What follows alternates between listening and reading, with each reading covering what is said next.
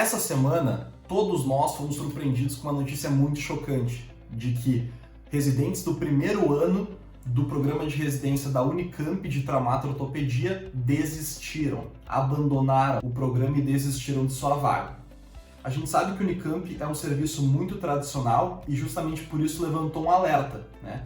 Por que será que os residentes em pleno 2022 continuam desistindo das suas tão sonhadas vagas de residência médica? Certo? Então o objetivo desse vídeo é a gente trabalhar alguns pontos que, na minha opinião, levam os residentes a desistir. Eu estou no segundo ano de residência hoje, então recentemente eu passei pelo R1, eu sei como funciona o primeiro ano de residência, então eu quero trazer para vocês aqui a minha opinião junto com a minha experiência de por que os residentes continuam ainda a desistir de suas vagas, certo? Te acomoda, pega teu cafezinho, já peguei o meu, roda a vinheta e a gente já começa.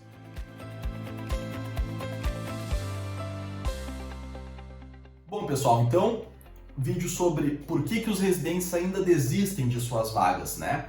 Para quem não entendeu muito bem, contextualizando, na semana que passou agora, 3 residentes da Unicamp, que é um dos serviços mais tradicionais do Brasil inteiro, de traumato-ortopedia, desistiram de suas vagas, escreveram uma carta, essa carta aí foi veiculada em todas as redes sociais, com certeza a maior parte de vocês recebeu o print, né? E eles citam alguns pontos que acabaram levando eles a desistir da vaga. E aqui eu vou falar para vocês um pouquinho sobre a minha opinião, a minha experiência sobre pontos que levam de fato o residente a desistir da vaga. Mas antes de a gente começar, pelo amor de Deus, se tu não é inscrito no canal, te inscreve ainda. Se tu quer mais conteúdo relevante como esse, chega no final do vídeo e deixa o teu like, tá? Compartilha esse vídeo com outras pessoas, não deixa de acompanhar a gente no nosso Instagram, @sinapse.em, certo? Então vamos para o nosso primeiro ponto, que eu acho que acaba justificando a maior parte das desistências, que é justamente sobrecarga de trabalho. A gente sabe que a residência, em tese, foi desenhada para contar com 60 horas semanais, certo? Isso, se a gente fosse dividir em horas por dia, daria ali 12 horas por dia, né? Acaba sendo um pouquinho menos do que isso na maior parte das residências, mas a maioria tem plantão no final de semana. Então, qual que é o ponto? A questão é que a maior parte das residências não respeita esse limite de 60 horas semanais. E por quê? Bom, na minha opinião, isso vem de um conceito muito antigo, que é a gente só aprende na marra, a gente só aprende sofrendo. Para mim isso é um absurdo, isso não faz o menor sentido, porque isso vincula o que para mim é uma das coisas mais legais da vida, que é aprendizado, aprender coisas novas, com o sofrimento. E essas coisas não têm que andarem juntas. As pessoas acabam confundindo sair da zona de conforto com sofrimento. E embora muitas vezes sair da zona de conforto gere um sofrimento, não é essa forma, não é essa a melhor forma de incentivar alguém a, de fato, buscar o aprendizado. Então, isso foi um conceito que foi passado de geração em geração.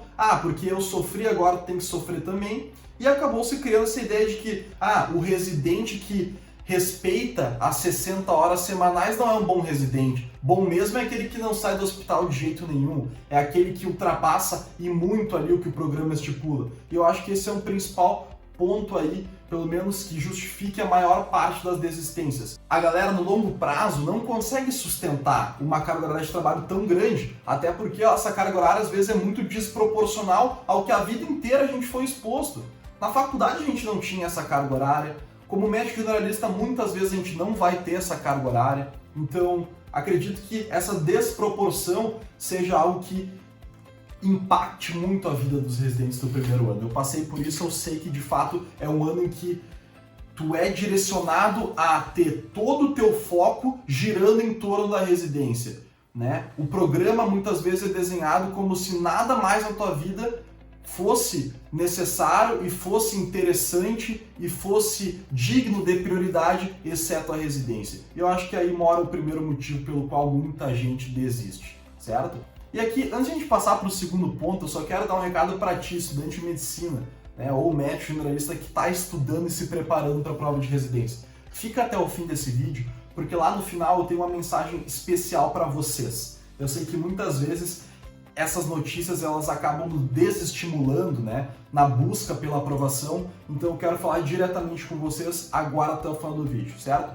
Vamos para o ponto número 2, aqui ambiente tóxico, tá galera? Para mim isso é definitivo também. O ambiente, a relação que tu vai ter tanto com os teus chefes, quanto os teus colegas de residência isso inclui os outros R1 e também os teus R2 ou R3, enfim, é determinante para o sucesso ou não ali, né, de continuar ou não no programa de residência. E aqui entra um ponto muito importante, é aquilo que a gente falou antes. Muitas vezes, por já ter passado por isso, outros R2 vão querer impor o mesmo sofrimento para os seus R1. E aqui cabe a responsabilidade de nós R2, não perpetuarmos esse tipo de sofrimento. O que é ruim, o que é negativo, não precisa ser compartilhado. Para ti que está assistindo esse vídeo, que já passou pelo R1, cara, se tu sofreu com alguma coisa que na tua cabeça não faz sentido e que tu tem o poder de poupar o R1 disso, poupe o seu R1 disso. Beleza? Isso não faz sentido, até porque isso mexe com sentimentos negativos de todos nós. Isso não é bom nem para o residente que está sofrendo, nem para o residente que está aplicando. Então, esse segundo ponto, ambiente tóxico, é algo determinante, né? Porque a residência ela acaba sendo muito mais do que só o contato com o paciente e o aprendizado. Ela acaba sendo uma aula para a nossa vida, de como se relacionar com todo mundo. Sejam pacientes, sejam chefes numa cadeia de hierarquia, sejam outros colegas residentes. E é sempre importante a gente ter em mente de que diferentes pessoas reagem de diferentes maneiras às mesmas situações. Então não é porque tu conseguiu tolerar muito bem, tu aguentou o sofrimento ali de todo R1, que tu precisa, né, aplicar esse mesmo sofrimento para quem está vindo depois de ti. A gente não conhece a bagagem, a vida dessas outras pessoas. São todos colegas. Então sempre que tu puder ajudar o teu R1, faça isso, certo? Acredito que uma boa base, um bom vínculo entre os colegas residentes dos diferentes anos seja o que mantém uma equipe coesa, certo? E isso é muito importante para o restante da nossa vida profissional. E por fim, quebra de expectativa, que é o nosso terceiro ponto. A gente já sabe bem bonitinho, e eu vou até pedir para o Gui deixar isso aqui, ó, bem claro aqui para vocês. Felicidade é igual a expectativa menos realidade. As pessoas muitas vezes acabam se dedicando por longos períodos para estudar para a tão sonhada vaga da residência, e aí depois elas entram e acabam se frustrando, porque elas percebem que aquele tão sonhado ambiente, às vezes na prática, é muito mais puxado do que elas pensaram. Às vezes as relações não são tão harmoniosas. E uma coisa importante que eu acho que acaba levando à desistência de muita gente é o fato de um ambiente um pouco hostil na residência. Infelizmente a gente sabe que isso acontece, é um ambiente muito competitivo e algumas pessoas ainda continuam puxando o tapete das outras, passam por cima daquilo que a gente considera um senso comum aí do que é justo, do que tá dentro de um limite, certo? Competitividade é uma coisa, agora passar a perna são outras coisas, então algumas pessoas tentam se sobressair às custas de minimizar, de subestimar o outro. Então isso também é uma coisa que infelizmente acontece ainda e que eu vejo que tira pessoas de residências muito boas. Beleza, pessoal? E aqui por fim, como eu tinha prometido, eu quero deixar uma mensagem para ti, futuro residente que está se preparando para a prova e que talvez tenha ficado desmotivado com essa notícia de desistência.